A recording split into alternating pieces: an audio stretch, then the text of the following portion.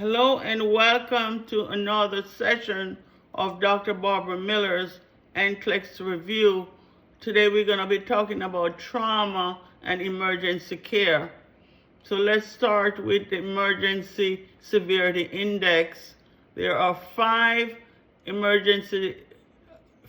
levels of emergency algorithm used to determine patient acuity and amount of resources are likely needed. This helps prioritize who needs to be seen sooner and who can't wait. So the first one is emergency severity index 1. Okay. The characteristic of this patient: the patient is unstable. Okay. The patient is suffering from some type of life-threatening situation. Okay, maybe the patient is having a heart attack, patient is hemorrhaging, patient have some type of life-threatening situation that cannot be waited. Okay, not even for a minute. Okay, patient who has emergency severity index 1 must be seen immediately.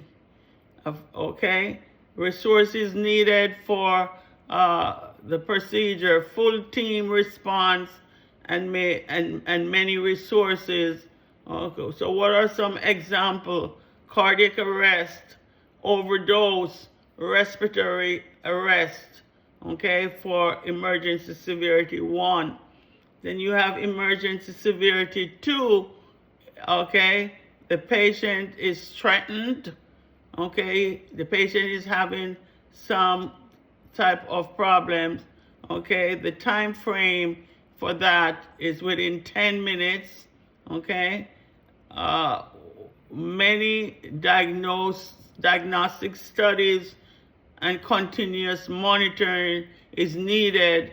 Okay, patient may be involved in a motor vehicle accident, or the patient having some type of chest pain, but not as severe. That's emergency severity 1. Okay, so emergency severity 3, the patient is stable. Okay, unlikely but possible life-threatening situation.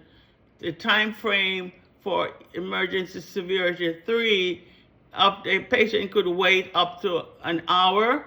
Okay, few diagnostic studies, some complex procedure might be necessary. For example, the patient may have abdominal pain, okay, and a hip fracture from an older patient. And then you have emergency severity 4. The patient is stable. Okay, the life-threatening indication, there's none. Okay, time, the patient could be delayed. Okay, what are the resources that they would be needed for emergency severity 4? Simple diagnostic studies and procedure. Okay, for example, the patient could have a slight cut, a simple laceration, or the patient is experiencing cystitis, inflammation of the lower bladder. And emergency severity 5, the patient is stable. Okay, it is non-life-threatening situation. This could delay. What are the resources? Exam only, and decreased resources, and some example of emergency severity 5 would be a minor burn or a wound. Okay, so please go over emergency severity index. Know that they utilize this tool to determine the patient acuity, who to see first and who needs to wait without any type of life-threatening situation. Thanks for watching this short video on emergency severity index.